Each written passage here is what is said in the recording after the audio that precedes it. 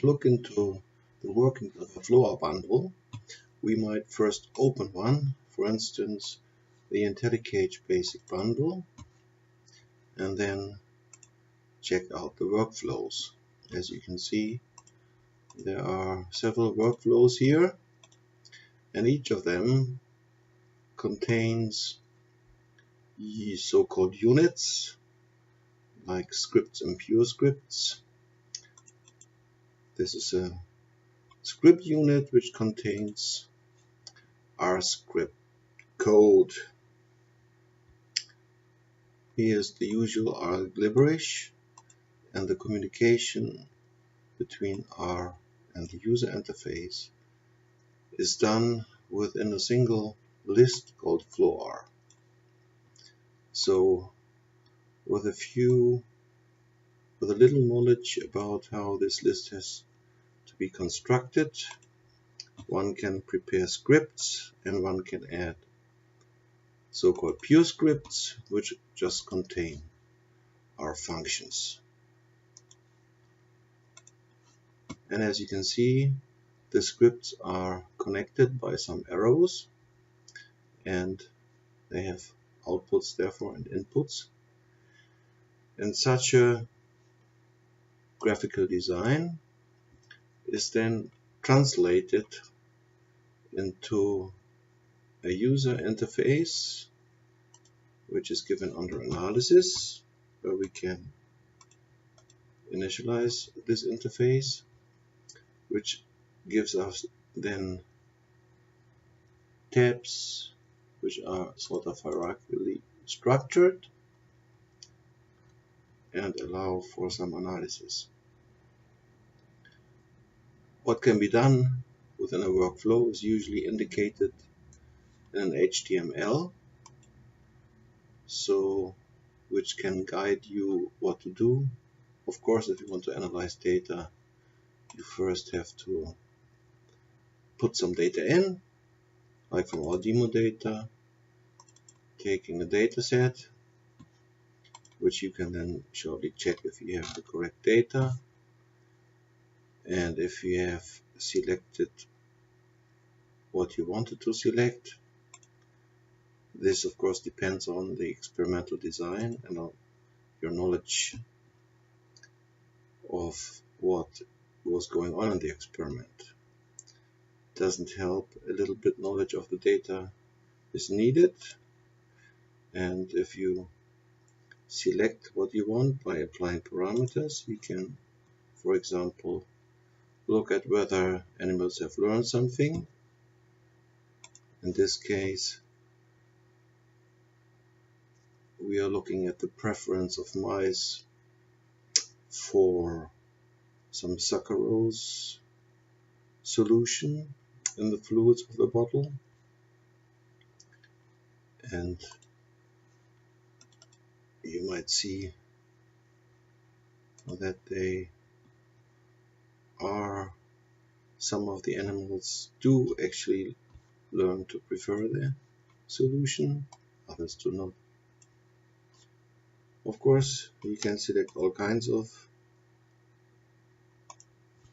workflows. For example, if you are interested in which corners are used, which sides are actually used, and for which side the animals drink, you may check that easily.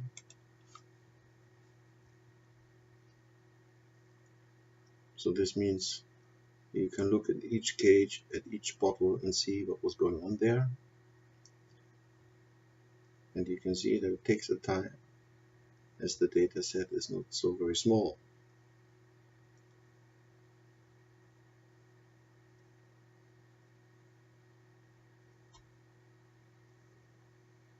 Finally, you get the analysis,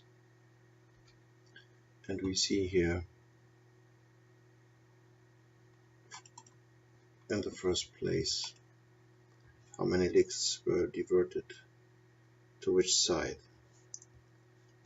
and for which animal, for example. and in the different cages.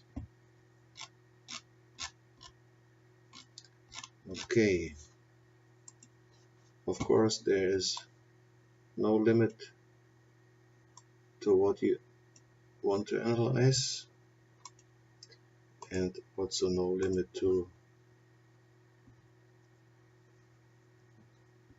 the analysis and graphs you can produce. It only depends on your R skills.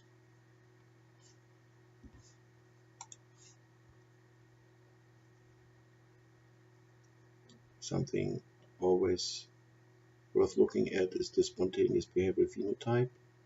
For example, in the IntelliCage, and for fast overview, if different groups in your cages differ, you might look at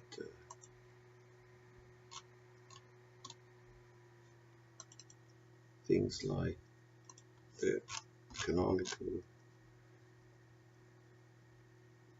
composition, behavioral composition like here, which you can also have in a three-dimensional graph. Oh, in an interactive three-dimensional graph.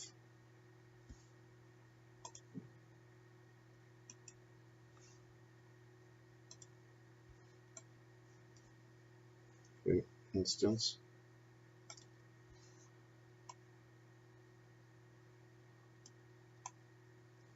or you can look at it at the statistical parameters and so on.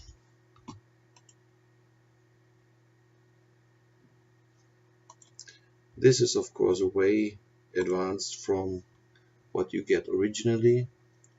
For example, with the IntelliCages, large data tables, and it serves you therefore probably pretty well to use this little user interface called FlowR. Thanks.